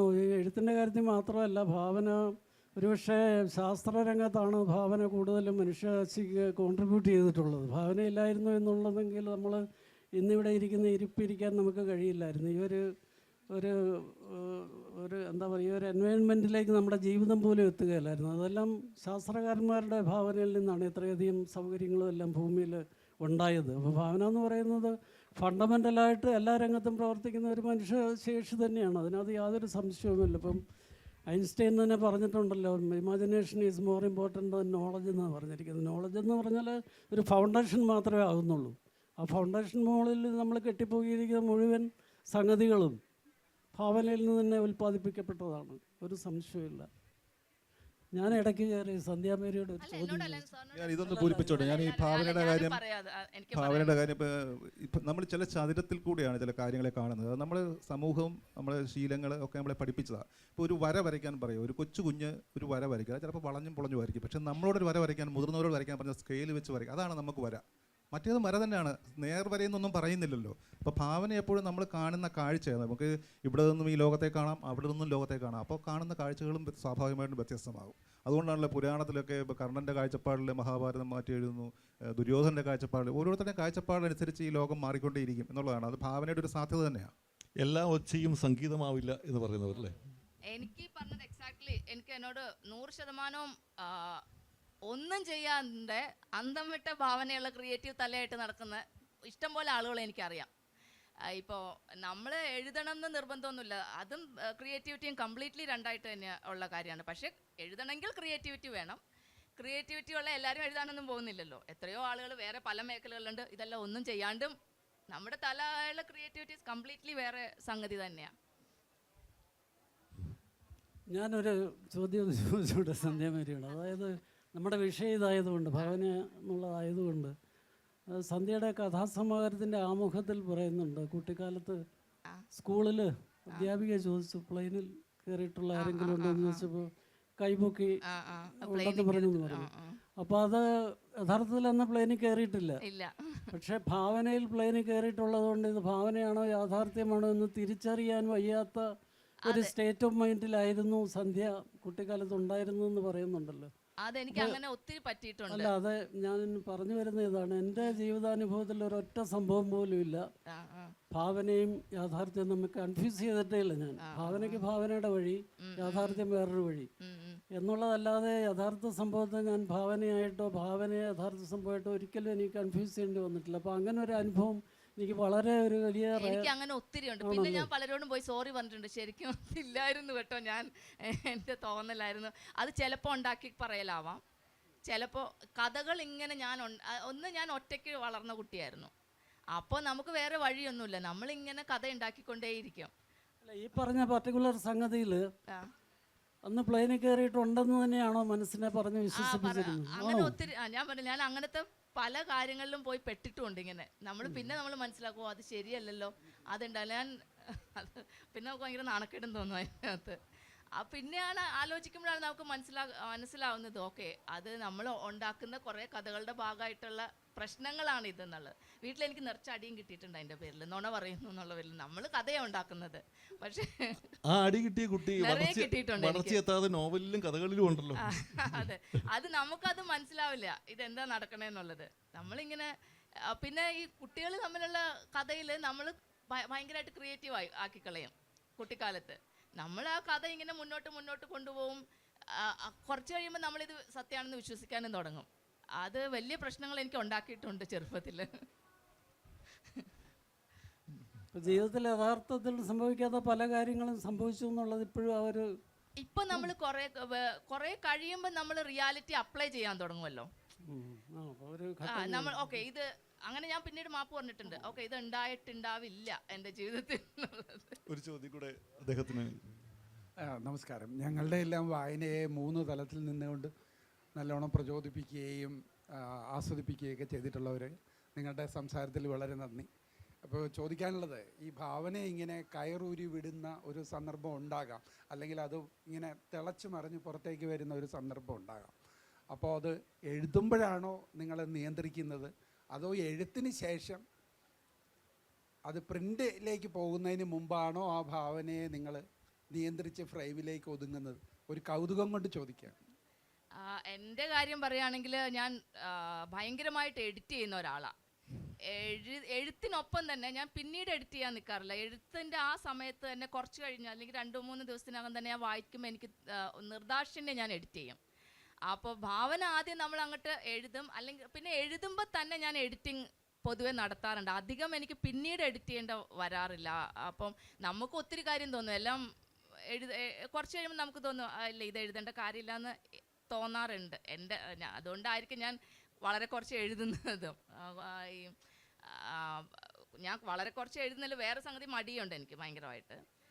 എഡിറ്റിംഗ് എനിക്ക് ഒപ്പം തന്നെ ഞാൻ ചെയ്യുന്ന കാര്യമാണ്. അതുകൊണ്ട് ഭാവന ആദ്യം അങ്ങോട്ട് വരും, പിന്നെ എഡിറ്റിംഗ് ഉള്ളൂ. അത് ഭാവനയുടെ കാര്യം ചില പരിചിതത്വം കൊണ്ട് നമ്മൾ ദിവസവും കാണുന്ന ചില കാഴ്ചകൾ നമുക്ക് കൗതുകം തോന്നത്തില്ല. പക്ഷേ അതേ കാര്യം തന്നെ വളരെ ഭാവനാപരമായിട്ട് അവതരിപ്പിക്കാൻ നോക്കും. ഇപ്പം അരുന്ധതി റോയിയുടെ ഗോഡ് ഓഫ് സ്മോൾ തിങ്സ് വന്നപ്പോൾ കേരളത്തിൽ ഒരു ചലനം ഉണ്ടാക്കിയത്. ഇപ്പം നമ്മൾ ദിവസവും കാണുന്ന സ്റ്റേ വയറിൽ കൂടെ കാച്ചിൽ വെള്ളി പടർന്ന് കയറി പോകുന്നത്, റോഡിൽ ചെളിവെള്ളം ചായയുടെ നിറത്തിൽ കെട്ടിക്കിടക്കുന്നത്. പക്ഷേ അവരുടെ നോവൽ തുടങ്ങുന്ന ആ ഒരു കാഴ്ചയിൽ കൂടെ മീനച്ചിലിൻ്റെ കരയിലെ ഈ പതിവ് കാഴ്ചകളെ അവർ വേറൊരു തരത്തിലേക്ക്, അപ്പം നമ്മൾ ദിവസം കണ്ടതിനകത്ത് നമുക്ക് കൗതുകമില്ല, പക്ഷേ അത് ലിറ്റററി ലാംഗ്വേജിലും വേറൊരു പെർസ്പെക്റ്റീവിലും പ്ലേസ് ചെയ്തപ്പം അത് വളരെ മനോഹരമായി. അപ്പോൾ ഭാവനയ്ക്ക് നമ്മൾ കയറൂരി വിടുകയല്ല, ശരിക്കും ഇത് ഇത്തിരി ഭാവന ചെയ്തേക്കാം എന്ന് വിചാരിച്ച് എഴുതുകയല്ല. നമ്മൾ എഴുതിക്കൊണ്ടിരിക്കുമ്പോൾ സ്വാഭാവികമായിട്ട് വരുന്ന ചില സാധനങ്ങൾ, ചിലപ്പോൾ അത് കടന്നു കൈയൊക്കെ ആകാം. അത് രണ്ടാമത്തെ പറയുന്ന പോലെ എഡിറ്റിങ്ങിനകത്ത് നമ്മൾ തന്നെ ഒരു എഴുതി കഴിഞ്ഞ് നമ്മൾ വായിക്കുമ്പോൾ നമ്മൾ വായനക്കാരനാണല്ലോ, അപ്പോൾ നമ്മൾ പലപ്പോഴും അത് കളയുകയാണ്. എനിക്ക് ഒരു ലൈൻ ഞാൻ പറഞ്ഞിട്ട്, ഈ വായനക്കാരൻ്റെ ആംഗിൾ ശരിക്കും എനിക്കൊന്ന് എഴുത്തിൽ ഭയങ്കര പ്രധാനപ്പെട്ടാണെന്ന് തോന്നുന്നു. നമ്മൾ റീഡറുടെ ആംഗിളിൽ കൂടെ എഴുതുന്നത് വായിച്ചാൽ നന്നായിട്ട് വർക്ക് ചെയ്യുന്ന തോന്നുന്നു എനിക്ക്. അത് ഈ പണ്ടത്തെ കാലത്ത് പരണത്ത് വെക്കുക എന്ന് പറഞ്ഞ ചടങ്ങുണ്ട്. താളിയോലയിൽ എഴുതി കഴിഞ്ഞിട്ട് ഇത് ഉത്തരത്തിൽ കയറ്റി വെച്ചേക്കും. 6 മാസം 7 മാസം കഴിയുമ്പോഴത്തേക്ക് ഈ ഓല തെളി, അത് കഴിഞ്ഞ് രണ്ടാമത് വായിക്കും. അപ്പോൾ വായിക്കുമ്പോൾ വളരെ ഫ്രഷാണ്, നമ്മളൊരു പുതുതായിട്ട് വായിക്കാം. അത് കഴിഞ്ഞ് എഡിറ്റിംഗ് നടത്തുന്നത്. ഇപ്പോൾ പക്ഷേ നമ്മൾ അതിന് പകരം കമ്പ്യൂട്ടറിനകത്ത് വെച്ചിട്ട് 2 ആഴ്ച കഴിഞ്ഞെടുത്ത് നോക്കിയാലും മതി. ഞാൻ പറഞ്ഞ അങ്ങനെ ഒരു പ്രോസസ്സ് നടക്കുന്നുണ്ട്. ഇപ്പോൾ മുഹമ്മദ് ബഷീറൊക്കെ പറയുന്നത് 8-10 തവണ മാറ്റി എഴുതിയൊരു കഥ, അങ്ങനെയൊക്കെ ഒരു പ്രോസസ്സ് നടക്കുന്നുണ്ടല്ലോ. അതെല്ലാം ഭാവനയും രണ്ടാമത്തെ ഒരു വിവേചന ബുദ്ധിയോട്, വായനക്കാരൻ്റെ വിവേചന ബുദ്ധിയോടെ തന്നെ നിരീക്ഷിക്കുമ്പോഴുള്ള മാറ്റങ്ങളാണ്. അത് ജോൺ സാറിന്റെ കാര്യം എനിക്കറിയാൻ താല്പര്യമുണ്ട്. എനിക്ക് വളരെ ഇഷ്ടമുള്ള ഒരു എഴുത്തുകാരനാണ് സാർ. എഡിറ്റിംഗ് എന്ന് പറയുന്ന സംഗതി ഉണ്ടോ എന്നുള്ളത് എൻ്റെ അനുഭവത്തിൽ എൻ്റെ ഭാവന ശരിക്ക് വർക്ക് ചെയ്ത് തുടങ്ങുന്നത് എഴുത്ത് തുടങ്ങിക്കഴിഞ്ഞിട്ടാണ്. പലപ്പോഴും അങ്ങനെയാണ്. എനിക്ക് ആ എഴുത്തിലേക്ക് പ്രവേശിക്കാനായിട്ടുള്ള ഒരു മടി ഓവർകം ചെയ്തിട്ട് എഴുത്തിലേക്ക് കടന്നു കഴിഞ്ഞാൽ പിന്നെയാണ് ഭാവന ശരിക്കും പ്രവർത്തിച്ചു തുടങ്ങി. അപ്പോൾ ഞാൻ എഴുതാൻ ഉദ്ദേശിച്ച കഥ പോലും ഇടയ്ക്ക് വെച്ച് വഴി മാറി വേറൊരു വഴി സഞ്ചരിച്ചിട്ട്, അപ്പോൾ എഴുതി കഴിയുമ്പോഴാണ് യഥാർത്ഥത്തിൽ എനിക്ക് പറയാനുണ്ടായിരുന്ന കഥ ഇതാണെന്ന് ഞാൻ പോലും തിരിച്ചറിയുന്നത്. നമ്മുടെ ഉള്ളിൽ ആ ഒരു ഡെപ്തിൽ നിന്ന് ഇത് ഉയർന്നു വരുന്നത് ആ എഴുത്തിൻ്റെ പ്രോസസ്സ് നടക്കുന്നതിനിടയ്ക്കാണ്. അപ്പോൾ അതിനുവേണ്ടി ഞാനൊരു കാര്യം ചെയ്യാറുണ്ട്. ഒന്നും ഞാനൊരു കംപ്ലീറ്റ് ടെക്സ്റ്റ് എഴുതാറില്ല. അപ്പോൾ ആദ്യത്തെ ഒരു 2-3 പാരഗ്രാഫ് എഴുതിയിട്ട് മുമ്പോട്ട് പോകാൻ കഴിയുമെങ്കിൽ തന്നെ ഞാൻ അവിടെ വെച്ച് നിർത്തും. ഇന്നിത് മതി. പിന്നെ സന്ധ്യാമേരി പറഞ്ഞതുപോലെ ഒരു 3-4 ദിവസം കഴിഞ്ഞിട്ട് ഞാനതെടുത്ത് വായിച്ചു നോക്കും. വായിച്ചു നോക്കുമ്പോൾ എനിക്കത് തൃപ്തികരവും തോന്നിയാൽ മാത്രമേ ഞാനതിനെ മുമ്പോട്ട് കൊണ്ടുപോകത്തുള്ളൂ. പിന്നെ അത് കഴിഞ്ഞിട്ട് കുറച്ചുകൂടെ എഴുതിയിട്ട് വീണ്ടും ഉപേക്ഷിക്കും. അങ്ങനെ ഒരു പല വായനയിലാണ് ഏത് വഴി പോകും എന്നൊക്കെ. അതെ അതെ, അതിനിടയ്ക്ക് നമ്മൾ കഥയിൽ നിന്ന് പുറത്തു പോകുന്നില്ല. നമ്മൾ മനസ്സ് അത് കഥയിൽ തന്നെ ഉണ്ട്. അത് നമ്മൾ യാത്ര ചെയ്യാം. ഒരുപക്ഷെ യാത്ര ചെയ്യുന്ന സമയത്താണ് ഇത് എനിക്ക് കൂടുതൽ മോട്ടിവേഷൻസ് കിട്ടുന്നത്. ബസ് യാത്ര അതെ അതെ അതെ അതെ, ഏറ്റവും അനുയോജ്യമായിട്ടുള്ള സിറ്റുവേഷൻ അതാണ്. അങ്ങനെയുള്ള സമയത്ത് ഈ എഴുതി വെച്ചതിൻ്റെ ബാക്കി എങ്ങനെ തുടരണമെന്നുള്ള ചില ഐഡിയാസ് പെട്ടെന്ന് കിട്ടും. എന്നിട്ട് അതിലേക്ക് തിരിച്ചു പോയാൽ പിന്നെ കുറേ കൂടി അതിനൊരു ഫ്ലോ കിട്ടും. അങ്ങനെ അവസാനമാകുമ്പോഴും കുറച്ചൊന്ന് സ്റ്റക്കാകാറുണ്ട്. ക്ലൈമാക്സിൽ നമ്മൾ വളരെയധികം ഫിനിഷിംഗ് പോയിന്റിൽ കൂടുതൽ ശ്രദ്ധിക്കണമെന്നുള്ളൊരു തോന്നലുള്ളതുകൊണ്ട് അവിടെ കുറച്ചുകൂടെ ടൈം ഗ്യാപ്പ് കുറച്ചുകൂടെ ഇടും. അതിന് ഏറ്റവും യോജ്യമായിട്ടുള്ള ഒരു അന്ത്യം എന്താണെന്നുള്ളതിനെ പറ്റി കുറച്ചുകൂടെ മനസ്സിലിട്ടൊന്ന് വർക്കൗട്ട് ചെയ്തിട്ട് ക്ലൈമാക്സിലേക്ക് സമയം ഒരു ചോദ്യം കൂടെ ഉണ്ടല്ലേ? ഒരു ചോദ്യം രാജീവ് സാറിനോടാണ് ചോദ്യം. ഈ രണ്ട് ഇപ്പോൾ നേരത്തെ പറഞ്ഞു കുഞ്ഞാലിത്തിര എഴുതുന്നുണ്ട്, അതേസമയം ഇപ്പോൾ ലാസ്റ്റ് സത്യം ചെയ്തു, ശങ്കരാചാര്യരുടെ ജീവിതം ചെയ്തു, അതിനോടൊപ്പം തന്നെ റബേക്ക ചെയ്യുന്നുണ്ട്, തമോവേദം ചെയ്യുന്നുണ്ട്. അപ്പോൾ ചരിത്ര നോവലുകൾ എഴുതുമ്പോൾ ഭാവനയുടെ ഉപയോഗത്തിന് ഒരു പരിമിതിയുണ്ട്, എന്നാൽ തമോവേദത്തിന് അതില്ല. എന്നാൽ ഇത് തെറ്റിദ്ധരിക്കപ്പെടാം. ചരിത്ര നോവലുകളിൽ ഭാവന അധികമായി ഉപയോഗിച്ചു കഴിഞ്ഞാൽ ഇതാണോ ശരിക്കുള്ള ചരിത്രം എന്നുള്ള രീതിയിൽ തെറ്റിദ്ധരിക്കപ്പെടുകയും, അല്ലെങ്കിൽ ഇപ്പോൾ തമോവേദത്തിൽ ആ നാടന്വേഷിച്ച് ഒരാൾ പോകാനുള്ള സാധ്യതയുണ്ട്. എങ്ങനെയാണ് ഈ എഴുത്തിൻ്റെ പ്രോസസ്സിൽ ഒരു നോർമൽ ഫിക്ഷൻ എഴുതുമ്പോഴും ചരിത്രപരമായ ഫിക്ഷൻ എഴുതുമ്പോഴുള്ള എഴുത്തിൻ്റെ രീതിയിൽ എങ്ങനെയാണ് അവർ വ്യത്യാസം വരുത്തുന്നത്?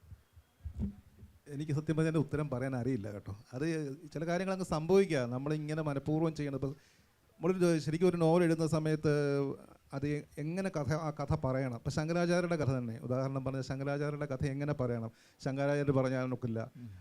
നമ്മൾ കഥ എഴുതി കഴിഞ്ഞാൽ ഭയങ്കരമായി ഡിറ്റാച്ച്ഡ് ആയി പോകും. അപ്പം നമ്മൾ കഥ ചരിത്രം പഠിക്കുമ്പോൾ ശങ്കരാചാര്യരുടെ കൂടെ കുട്ടിക്കാലത്ത് വീട് വിട്ടു പോയ ഒരു സുഹൃത്തുണ്ടായിരുന്നു. അദ്ദേഹം പിന്നീട് അദ്ദേഹത്തെ കാശി വെച്ച് കണ്ട് സന്യാസവൃത്തി ചെയ്തു. അപ്പോൾ ഇയാളുടെ കാഴ്ചപ്പാട് നമ്മൾ ഈ കഥ പറയുക. അപ്പോൾ നമുക്ക് വളരെ സ്വാതന്ത്ര്യമാണ്. അതേ തമോവേദത്തിൽ നമ്മൾ വിശ്വനാഥൻ്റെ കഥ ഞാൻ തന്നെയാണ് സംസാരിക്കുന്നത്. ഞാൻ വിശ്വനാഥൻ്റെ കാഴ്ചപ്പാടിലാണ് കഥ പറയുന്നത്. അപ്പോൾ നമുക്ക് കുറച്ചുകൂടെ സ്വാതന്ത്ര്യമായി. റബേക്കകത്ത് പക്ഷേ മൂന്നാമതൊരാൾ ആത്മകഥ എഴുതുക. സത്യം ഒരു രഹസ്യം കൂടെ പറയാം, കുറ്റാന്വേഷണ നോവൽ എഴുതാൻ കുറച്ചുകൂടി എളുപ്പമാണ്. കുറ്റാന്വേഷണ നോവലിനകത്ത് ക്രാഫ്റ്റ് അല്ലെങ്കിൽ ഭാഷയുടെ കളി അതൊന്നുമല്ല, അത് കഥ, എൻ്റെ പിരിമുറുക്കം, ട്വിസ്റ്റ്, അതൊക്കെയാണല്ലോ പ്രധാനപ്പെട്ട കാര്യം. പിന്നെ ഞാൻ അതിനകത്ത് ചില ശ്രമങ്ങൾ നടത്തി നോക്കാറുണ്ട്. പതിവ് ഡിറ്റക്റ്റീവ് അന്വേഷണങ്ങളും പോലീസും ഒന്നുമല്ല റബേക്കകത്ത്. അതൊരു കുറ്റവാളി എന്തുകൊണ്ടാണ് കുറ്റം ചെയ്യുന്നുള്ള കുറ്റവാളിയുടെ ഭാഗത്ത് നിന്നുകൊണ്ടുള്ളൊരു അന്വേഷണമാണ്. അത് കഴിഞ്ഞ് ഇറങ്ങിയ പിന്നെ ഹോംവർക്ക് നോവലുണ്ട്, കുറ്റാന്വേഷണ നോവൽ. അതൊരു അധ്യാപകനെ നാട്ടിലെ ഒരു സ്കൂളിൽ വെച്ച് മരിക്കുന്നു, അതിൻ്റെ പിന്നിൽ നടക്കുന്ന സംഭവങ്ങൾ. അതും പോലീസുകാരനല്ല അന്വേഷിക്കുന്നത്, അവരുടെ മനസ്സിൽ എന്താണ് സംഭവിക്കുക എന്നുള്ളൊരു അന്വേഷണമാണ്. അപ്പോൾ അതിനകത്ത് നമുക്ക് ഭാവനയ്ക്ക് കുറച്ചുകൂടെ സാധ്യതയുണ്ട്. പിന്നെ ഈ പറഞ്ഞ പോലെ നമ്മൾ ഈ പണ്ട് ഓഷോയുടെ ഒരു കഥ പറയും, ഞാനിപ്പോൾ ഓഷോയെ ഉദ്ധരിക്കുന്ന ഒരാളാണ്. ഒരു അട്ട ഇങ്ങനെ ഒരു കുറുക്കനിങ്ങനെ ഓടിപ്പോയപ്പോൾ 4 കാലം തടഞ്ഞു വീണു. അത് എണീറ്റ് നോക്കി വീണ്ടും ഓടി, അപ്പോഴും വീണു. അപ്പോൾ കുറച്ച് കഴിയുമ്പോൾ അപ്പുറത്തൊരു അട്ട ഇങ്ങനെ 1000 കാലം ഇഴഞ്ഞു പോകുന്നുണ്ട്. അപ്പോൾ കുറുക്കൻ അട്ടയോട് ചോദിച്ചിട്ട്, സുഹൃത്തെ 4 കാലുള്ള ഞാൻ ഓടുമ്പോൾ തടഞ്ഞു വീഴുന്നു, 1000 കാലുള്ള നിനക്ക് ഇതിനെപ്പറ്റി വല്ല ബോധമുണ്ട്, ഏത് കാലം ഇടത്ത ഏത് കാലം വലുതെന്നറിയാമോ? അട്ട അന്ന് വരെ അതിനെപ്പറ്റി ആലോചിച്ചിട്ടില്ല. ആലോചിക്കാൻ തുടങ്ങിയപ്പോൾ അട്ട ചുള്ളാൻ തുടങ്ങി. അപ്പോൾ ചില കാര്യങ്ങൾ നമുക്ക് തിരിഞ്ഞു നോക്കിക്കഴിഞ്ഞ് എങ്ങനെ സംഭവിച്ചെന്ന് ചോദിച്ചാൽ നമുക്ക് ഉത്തരവില്ല. അത് അന്നേരം അങ്ങനെ സംഭവിക്കുന്നു എന്നുള്ളേ ഉള്ളൂ. ഭാഷയുടെ ഈ സർഗാത്മക വഴിയിലൂടെ ഭാവനാ സഞ്ചാരം ചെയ്യുന്ന നമ്മുടെ പ്രിയപ്പെട്ട 3 എഴുത്തുകാരോടുള്ള സംസാരത്തിന് സമയം കടന്നു പോയിരിക്കുന്നു. ഇവിടെ പങ്കെടുത്ത എല്ലാവർക്കും നന്ദി. സദസ്സിന്, സഭയ്ക്ക് എല്ലാവർക്കും നന്ദി.